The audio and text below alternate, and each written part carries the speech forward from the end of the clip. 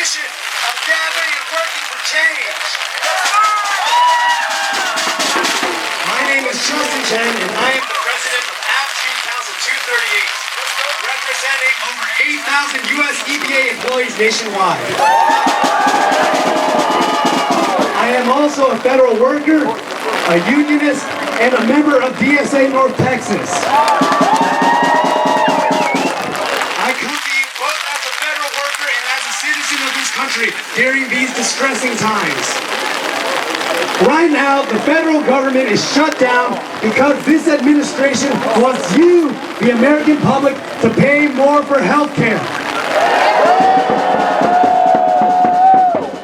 At this time, workers ranging from safety inspectors, scientists, engineers, janitors, doctors, lawyers, and others are sitting on the sidelines instead of working for you. Yeah.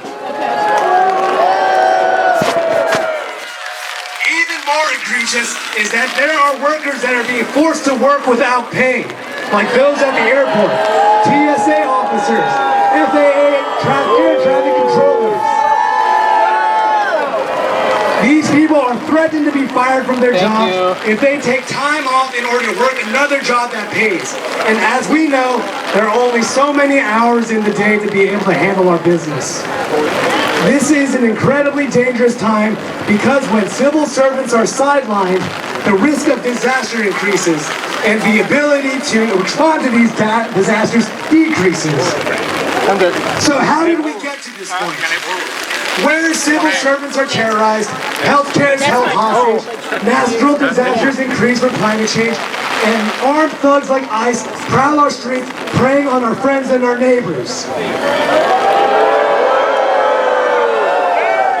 While the problems of our country may have escalated in the past 10 months under Trump too, let us not forget the lessons of history lest we repeat them. The path to this hell has been paved by half-fulfilled promises and constant compromise to the most selfish and degraded parts of our society.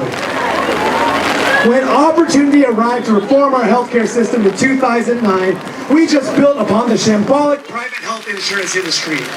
Time after time, our leaders have refused to reform our immigration system to embrace our neighbors and the reality of our international economy, while we destabilize other countries, driving mass migration here. Our leaders were too cowardly to chart a serious course away from our addiction to fossil fuel because of their addiction to easy money. Organized labor has become an afterthought, something to be remembered as part of the halcyon past rather than the driver of the working class. And our lust for war and destruction continue, especially now with our shameful support of an apartheid Israeli state and the genocide of the Palestinian people. But brothers, sisters, friends, we can end this hell we are in and build a future worth living in, but only if you stand in solidarity with everyone else in the working class, regardless of race, gender, religion, and anything else that is used to divide us. Donald Trump, his administration, and his allies in Congress and elsewhere do not care whether you live or die. All they care about is stealing from you to pay the billionaires to which they are dogs. This kind of criminal behavior cannot stand. It must not stand. This is where you are here to come in. These parasites can only make their wealth off of our backs. So that means we have the tools to end this chaos and mayhem. Talk to your co-workers. Find out your common problems. Organize a union. Then organize a strike because your power lies in your labor. If we stand as a working class, united in solidarity, we can build a future that will sustain us and our children, where oppression from crooks like Donald Trump will be buried.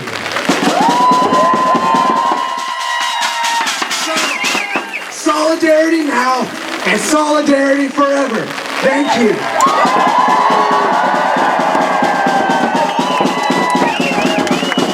I'd like to introduce my union brother David Marshall with the CWA and Common Defense. One more for you. What's up, Dallas? Good afternoon, I'm David Marshall, the Executive Vice President for Communication Workers of America, and a proud veteran of the United States Marine Corps. In just 10 months, this president has checked almost every single box in the authoritarian playbook, but it looks like some Americans are still in denial, so let me catch you up on that. He implemented DOGE, so he and his billionaire buddies can slash the federal government while cutting vital government benefits, assistance, jobs, and programs that so many Americans depend on, only to turn around and give tax breaks to the wealthiest among us. He's deployed the military on U.S. soil and created an internal mass police force, consolidating with ICE. He's used his office to enrich himself, his family, with billions while doing shady real estate deals, crypto scams, and pay-for-play games. He's launched investigations against his political opponents, even sending the FBI to raid the home of former staff, critics, and has threatened and extorted media companies, universities, law firms into paying billions with bogus settlements, and infringed on free speech by trying to cancel talk show hosts that poke fun of him.